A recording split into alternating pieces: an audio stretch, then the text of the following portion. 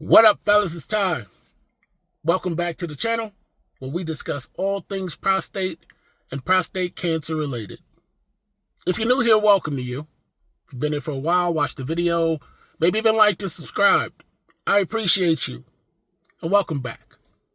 So today I want to talk to you about the potential bowel changes that could occur after your prostate cancer surgery.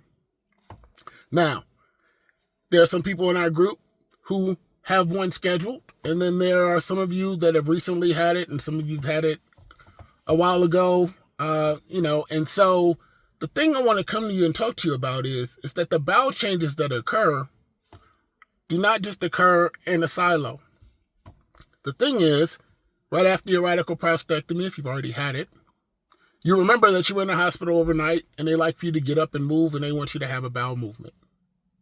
And the thing is that the immediate effects right after you finish are that you could be facing some constipation. Of course, they've given you a lot of medication, and so you may, and you haven't eaten or anything like that, so you may be facing some constipation with that medication. In some cases, you may have diarrhea. Those immediate effects continue on when you get home. You may have constipation. You may have diarrhea. And that was one of the things that happened to me. So I ended up, I already had an issue with my digestive system. I had irritable bowel syndrome. And so when I went and had my radical prostatectomy and I came back, I was like the rest of you. I was afraid that I wasn't going to be able to hold my urine.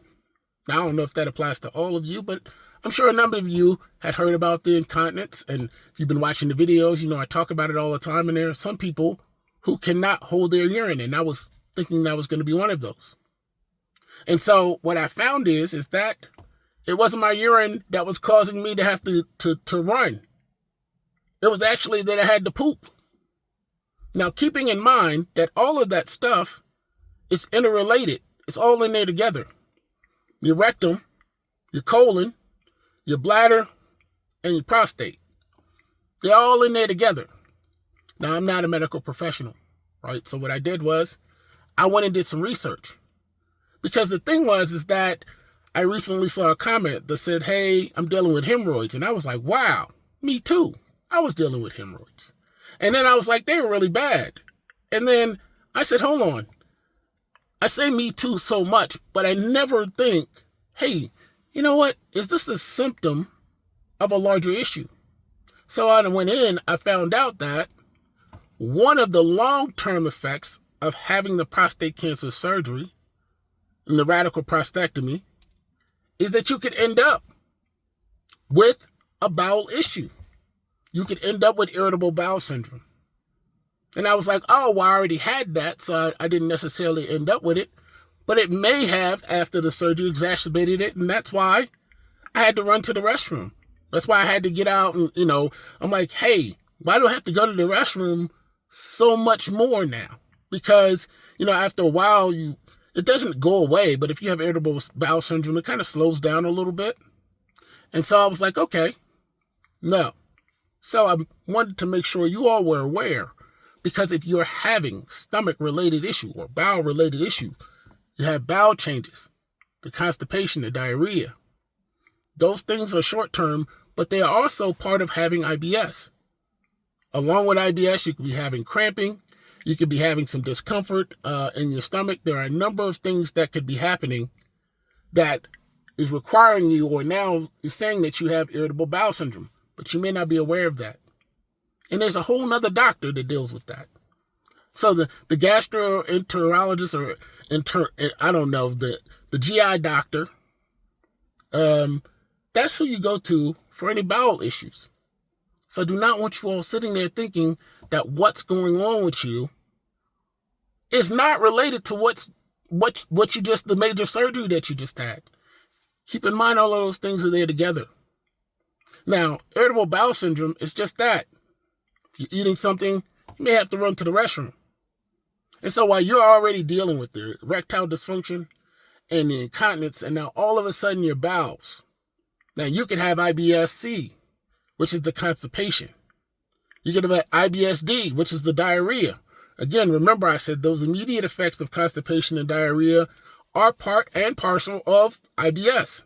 So you have the constipation, you could have the diarrhea, or you could have IBS, I think it's M, which is a mixture of the two. That is something that could occur if you've had the prostate cancer surgery. So, if you've seen a change, go get checked. Likewise, you can also end up with inflammatory bowel disease. That's called IBD. Now, that is an upgrade to IBS. There are higher complications of surgery and some other things that go into IBD that you don't necessarily have with IBS. And because of that, if you already have IBD and you are scheduled for the prostate cancer surgery, make sure your urologist knows that. Because, like I said, there are higher complications that could come from that because of what's going on with your bowel and that IBD. Now, the reason I bring this to you is because during my research, I found this little piece in there. And it concerned me, right? It really did.